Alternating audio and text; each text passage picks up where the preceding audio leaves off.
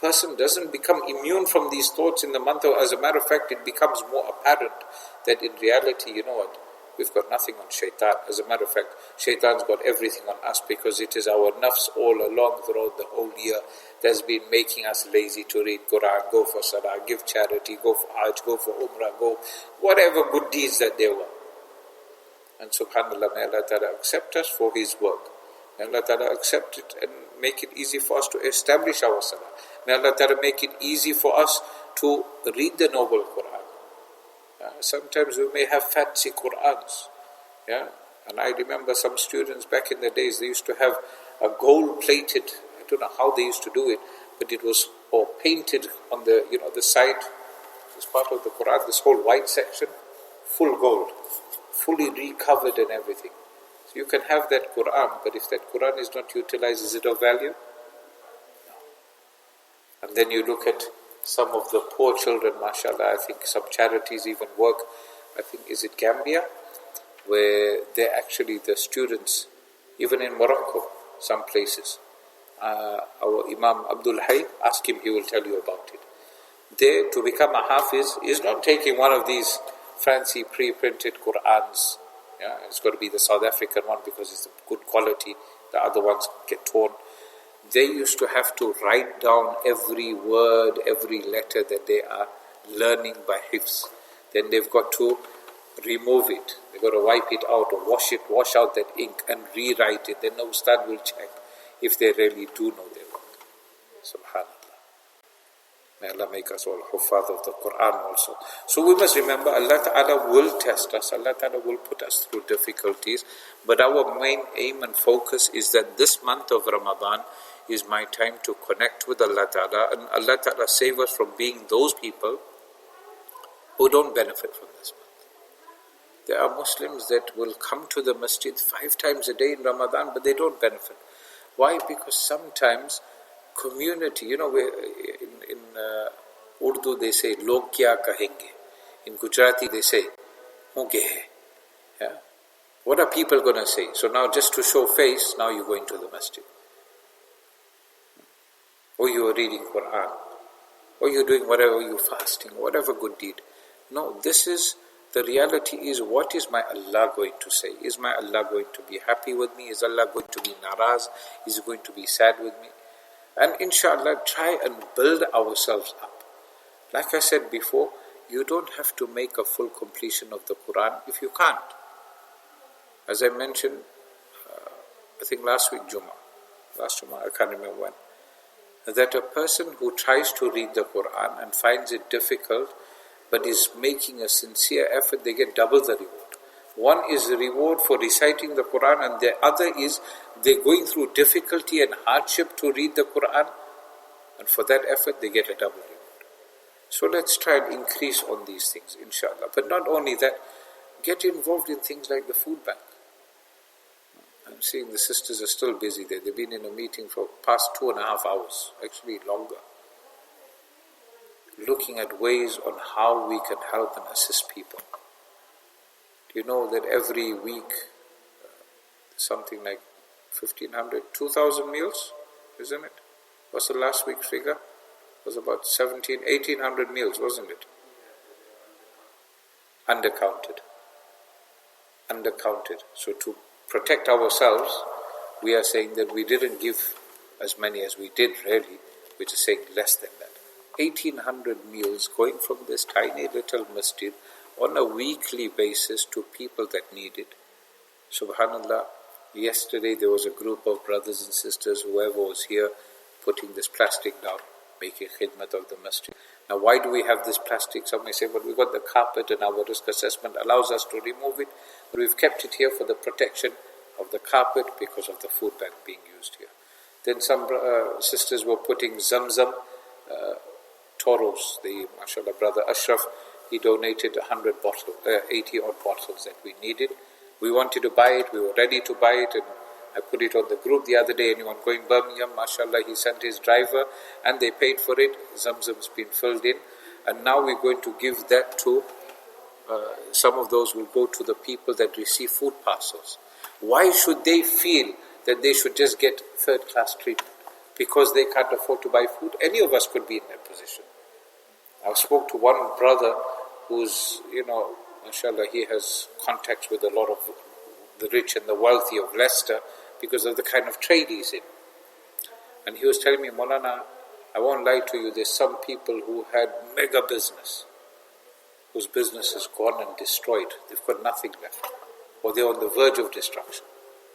And there were those who had very little and Allah Ta'ala shot them up and they've got so much of money coming in.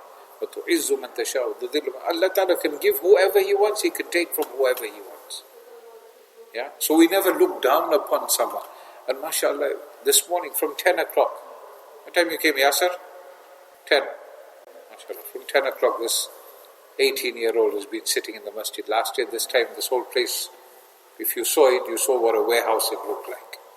And he used to be here, mashallah, in the month of Ramadan. This year, we're fortunate our masjid is open again. But now we need to make more fikr on our community, on working with one another. Yeah, looking at how can we try and encourage. I don't care if one person was sitting here today, I would have continued my talk. Our ustads have taught us. There's one person or 1,000 people, you carry on, you do what you've got to do. The quality doesn't change. But what we have to focus on is not just I'm coming to the masjid and I'm happy. How can people in my community also start coming to the masjid? How can we better utilize the masjid to benefit mankind? That is what Nabi Sallallahu Alaihi Wasallam's fikr was. How can everyone go into Jannah? And if we don't have that same fikr and worry and concern, then how much love do we genuinely have for Nabi Sallallahu Alaihi Wasallam? Some level of concern we've got to have. So Brother Faiz and the rest of the COVID team, they made that fikr for months on end, making sure that the masjid, when we do open, the masjid is safe for the musallis. There's benefit for the musallis, regularly meeting up, spending hours on end. How can we do this? How can we do that? How can we ensure there's ease for musallis? That's why the whole setup has been done again in preparation for Ramadan. But we need to ask ourselves, where am I involved? One is you work and you earn a salary. The other is where you earn your investment for the akhirah. And your investment is for Jannah, but the idea is that you never know. Allah Ta'ala may bless you with some goodness in this world also. Some difficulty may be averted from you also in this world just because of your good deeds towards other people, your nafal actions. That's why Nabi Kareem Sallallahu Alaihi Wasallam taught us that the month of Ramadan is so blessed that any nafal action you do, so if you read 2 rakat nafal salah, then it is as if you read 2 rakat fard salah. That's how much reward you're going to get. Anything like that. Still not finished with food bag work. I want to get my wife a bedroom here. She can just stay here. Peace and tranquility here. She can't hear, so it's alright. MashaAllah, that's our food bank team. They have that fikr. But we should get involved. And I always say this. And maybe inshallah one day Allah will accept. And we will have people from the community coming together more and more to give back to the community. Inshallah. So this month of Ramadan, one thing I've mentioned is a month of compassion. Be kind to everyone. Yeah? As kind as you are to people in the shops, on the road, and courteous, be the same at home. Be the same with your family, with your parents, with your siblings, with your spouses, with your children, inshallah. And the other thing is that although there may be lots of difficulties in our life, there are guaranteed more ease. فَإِنَّ مَعَ الْعُسْرِ يُسْرًا. With every difficulty, there's 2 eases. There's 2 forms of ease. So focus on start moving away. Unfortunately we live in this TikTok dunya. Yeah, this TikTok dunya is what? Now you just see someone, now this guy can do a flip like that. I can't even stand properly. I can't make ruku or sajda properly. That guy, look how beautiful his wife is. Oh, look at my wife. Although I've heard there's actually some really disgusting videos out there also. which is really, really sad, because a lot of our children are stuck in these videos. Parents have found it easy. Here's a gadget, go, leave me alone. I can have my own peace and tranquility. Yeah. Now you look at something on this TikTok video where someone's got a nice house, fancy swimming pool, so many luxuries, big business, nice car, lots of wealth, and you think, I don't have that, I don't have that. And what it's actually doing is actually eating up your contentment of your heart. Because every time you see it, and sometimes you don't even realize the wordings that are being said. There's that one, what it says? I want to die, I want to die, I want to die, or something like that. And people are looking at that and they're laughing and they think, wow, this is so good, I want to die, I want to die. And they, Allahu Akbar. Our deen has never been like that. Our deen has been of simplicity and looking at those that have less than us, so we show appreciation to Allah. No matter how much we have, there's always, or how little we have rather, there's always someone less fortunate than us. You think about it, how much your iftari is going to cost tonight, if you had to calculate it. Then think about it, that charities are feeding people £1 will cover a whole iftari meal. Subhanallah. How people are content with that little bit that they will get. Some people are content with just getting water, with the dates, with basic things. MashaAllah, there's so many people that have taken on this year for the first time.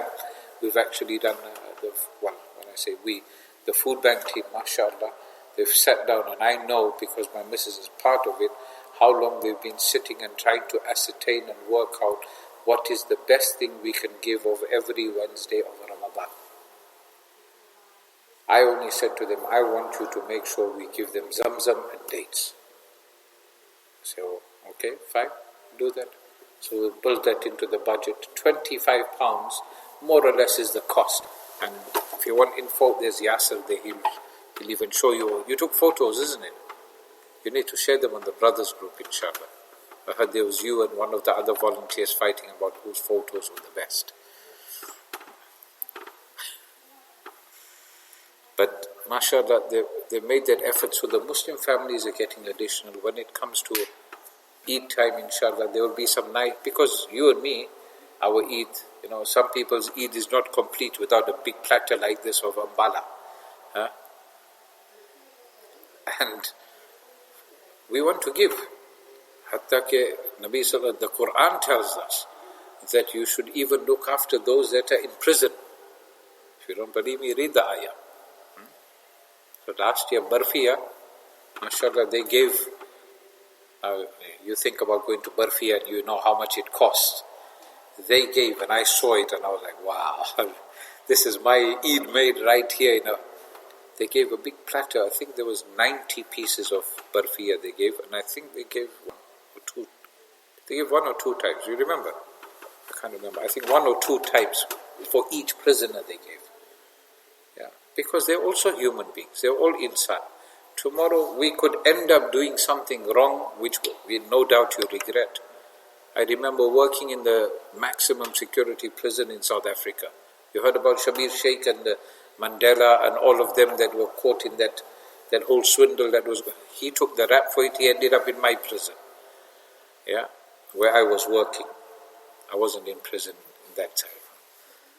But I tell you, the humility I saw in them, they used to argue with me. Yeah, you only want to come once and twice a week. So what do you mean? They say, yeah, you only give us 2 hours a week. You give the people outside more time. I say, no, I give you guys my undivided attention. Those days, your mobile phone couldn't do much, and besides, you couldn't even take it in. But they were desirous to learn. They were ready to learn about deen. There was only one person in that whole group of 30, 40 prisoners, and I say this all the time, 30, 40 prisoners, only one person was a born Muslim, and they had no Islam in their household. So he ended up doing wrong and he ended up there. And these were, I'm talking about serial killers and armed robbers and murderers and whatnot. They had done serious crimes, but they had that regret. MashaAllah, there's our ulama, there's different people that are working with different prisons. Alhamdulillah, we're fortunate enough that we managed to help one of the prisons with